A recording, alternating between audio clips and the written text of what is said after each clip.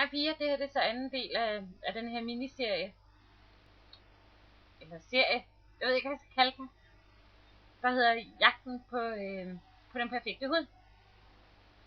Meningen var, at jeg ville have filmet det alligevel for nogle dage siden, men det er sådan, at jeg desværre har været ude for endnu en rideulykke, så jeg har lægget i sengen og haft rimelig ondt, så derfor så er det hele blevet lidt forsinket, men jeg har stadig overholdt hele den her rutine med at bruge den her benzoyl peroxide creme, og så solcreme, og så ellers bare masser af fugtighedscreme. PT der er nået til, at min hud den føles lidt som sandpapir. Den er ikke særlig behagelig, jeg føles fuldstændig udtørret. Til gengæld så kan jeg se, at mange af mine urenheder, det ser lidt bedre ud.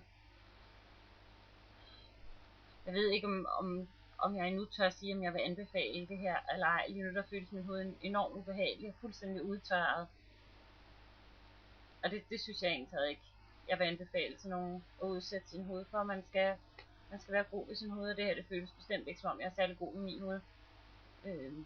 Min hud den skaller også enormt meget, men jeg tænker indunder den her tørre, ødelagte hud, der kan være der en rigtig lækker og fin og smuk hud. Lige nu her, jeg finder mig rigtig meget tvivl, at jeg står overhovedet ikke på, at det her det kommer til at virke på nogen måde, men ja, man kan krydse fingre. Foundation er fuldstændig udelukket at bruge med min hud, som den er nu, for det vil simpelthen, det vil lige noget forkert noget. Min hud den har faktisk været enormt rød. Jeg er så heldig, at jeg alligevel ikke har kunne gå ud for en dør, så det har ikke været nødvendigt for mig overhovedet at prøve at dække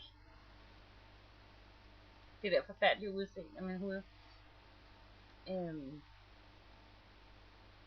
Ja. PT der er min mor her for at passe lidt på mig og sørge for, at jeg får mad i hovedet og alle de ting, nogle gange skal til.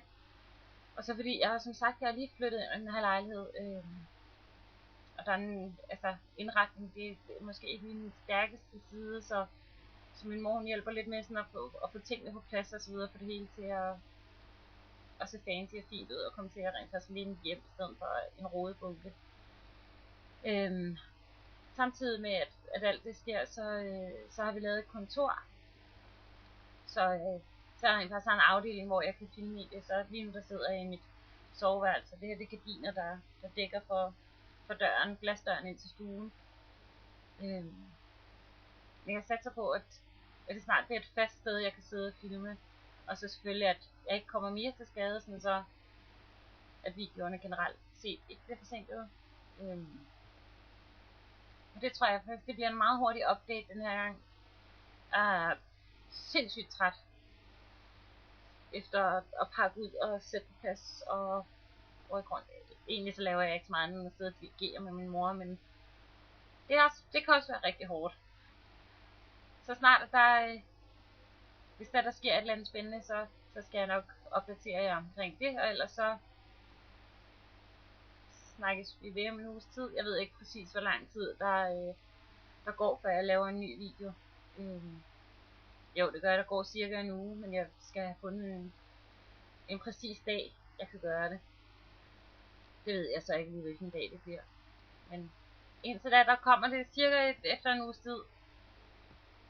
Det må være sådan indtil videre. Pas godt på jer selv, hvis I har spørgsmål angående det her hudhalløj. Jeg er ikke ekspert i hud, men altså jeg skal være velkommen til at spørge. Pas godt på jer selv. Hej.